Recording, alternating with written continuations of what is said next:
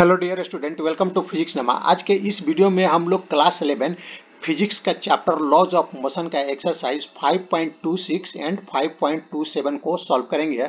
यह exercise NCERT class 11 के book से लिया गया है। तो आइए सबसे पहले हम लोग सॉल्व करते हैं exercise 5.26।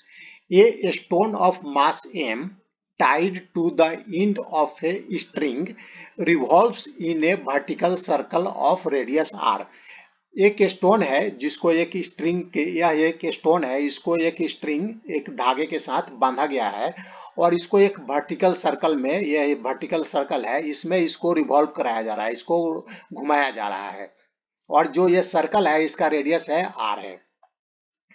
The net force at the lowest and the highest point of the circle directed vertically downwards are।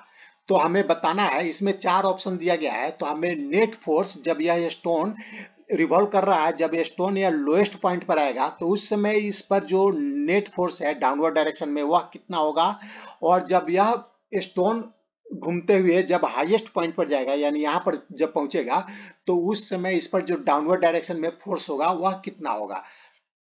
तो हमें चार ऑप्शन दिया गया है, तो इस चारों ऑप्शन में से कौन सा ऑप्शन सही है वो हमें बताना है।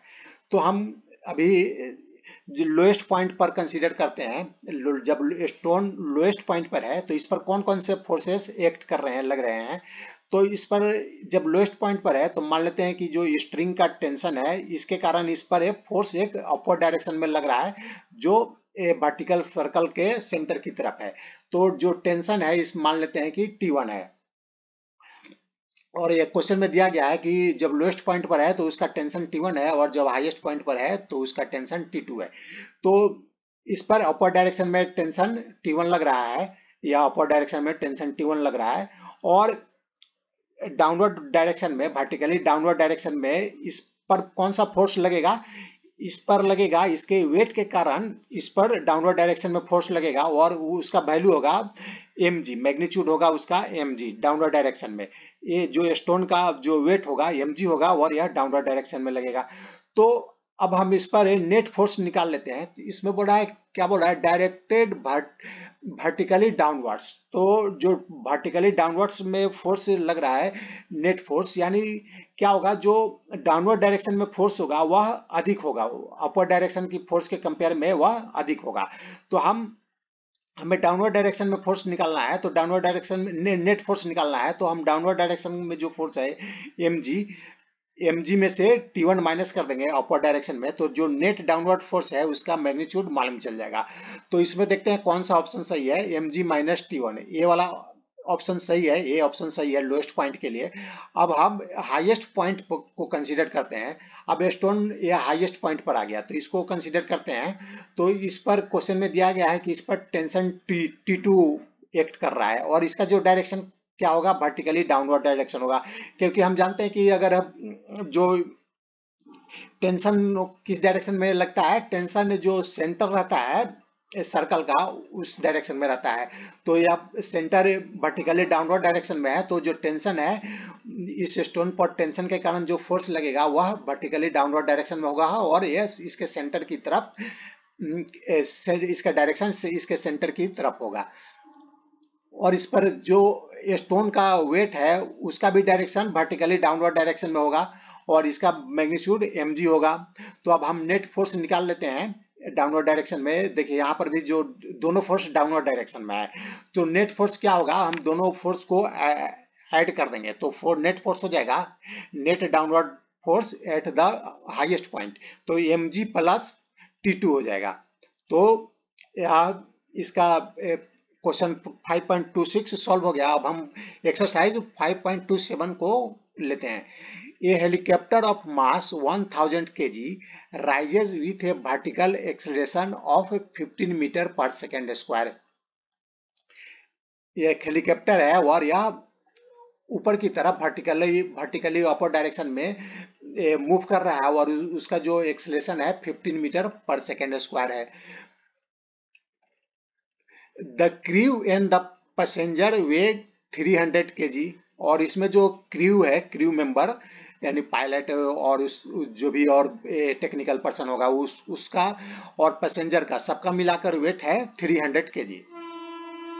Give the magnitude and direction of the, तो हमें बताना है, निकालना है मैग्नीट्यूड और डायरेक्शन दोनों निकालना है। पहला है force on the floor by the crew and passenger.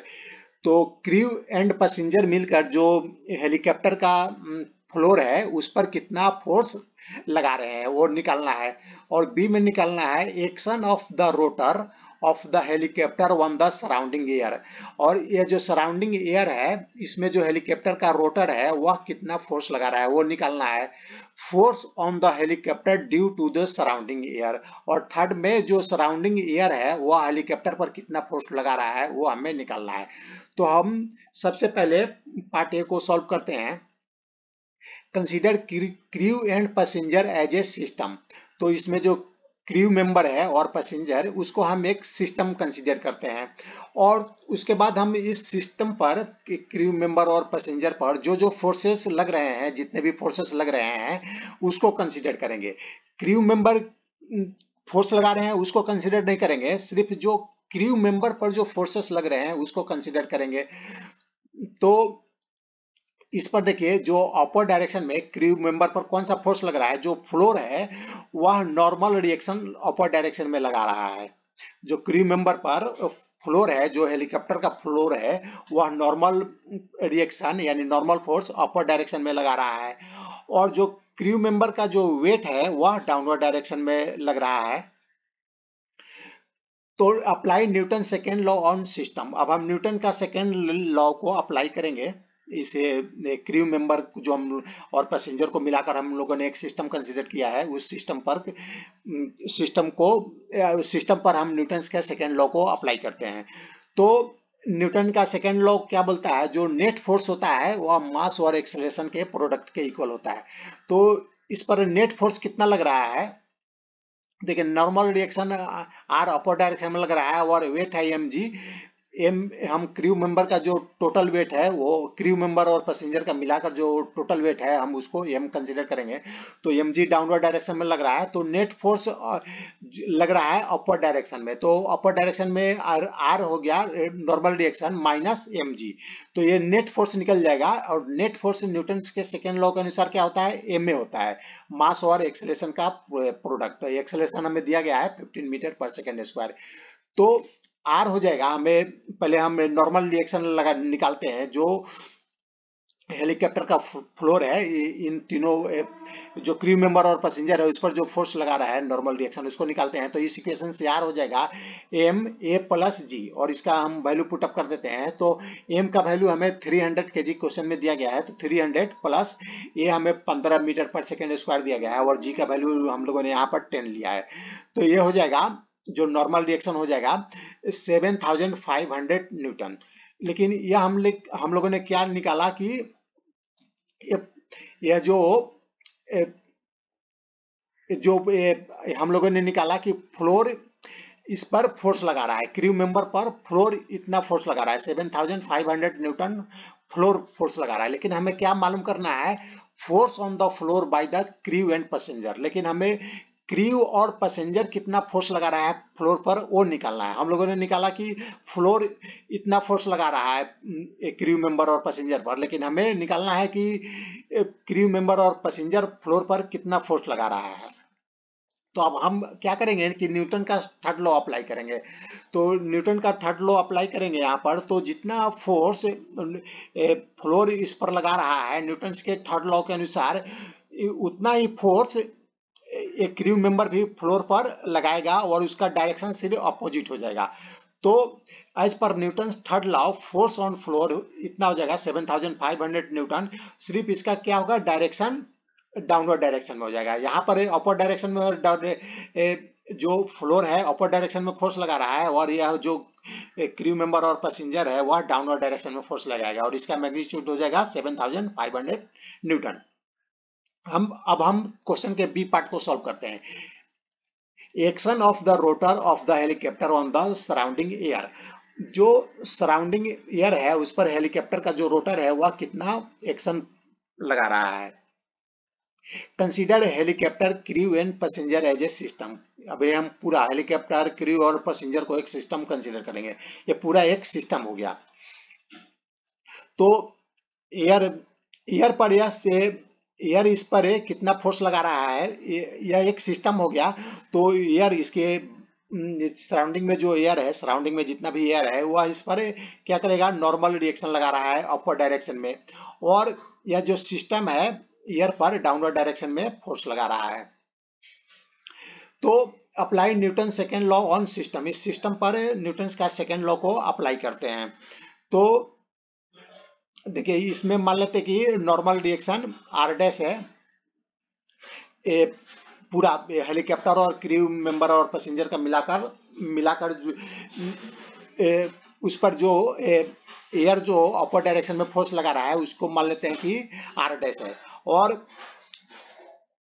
ये अपर डायरेक्शन में जो फोर्स लगा रहा है आर डैश है, और एम जी क्या है, डाउनवर्ड डायरेक्शन में ये पूरे सिस्टम का जो वेट है वह डाउनवर्ड डायरेक्शन में है। तो ये नेट फोर्स हो जाएगा, और नेट फोर्स क्या हो जाएगा, एम ए के इक्वल होगा। एम हो गया इस पूरे सिस्टम का मास, और ए एक्सेलरेशन हो गया। तो यहाँ पर आर डैश हम निकाल लेते हैं, तो आर डैश हो जाएगा capital M A plus G. Capital M हम लोगों ने यहाँ लिया है पूरे सिस्टम का, हेलीकॉप्टर प्लस एक क्रू मेंबर पैसेंजर का मास। तो ये हो जाएगा कैपिटल एम हो जाएगा 1000 प्लस 300 यानी 1300 प्लस मल्टीप्लाई एक्सेलरेशन है 15 और एयर जी है 10, तो ये हो जाएगा 32,500 न्यूटन। तो यह हमें पूछा गया action of the rotor of the helicopter on the surrounding air.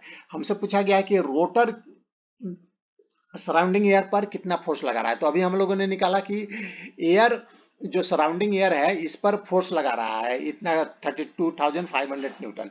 तो हम न्यूटन के थर्ड लॉ को यहाँ भी अप्लाई करते हैं। एज पर Newton third law, action of the rotor of the helicopter on the surrounding air, ये भी इसका भी वैल्यू हो जाएगा 32,500 न्यूटन इन डाउनवर्ड डायरेक्शन, क्योंकि न्यूटन के थर्ड लॉ के अनुसार एक्शन और रिएक्शन इक्वल होता है, सिर्फ उसका डायरेक्शन अपोजिट होता है।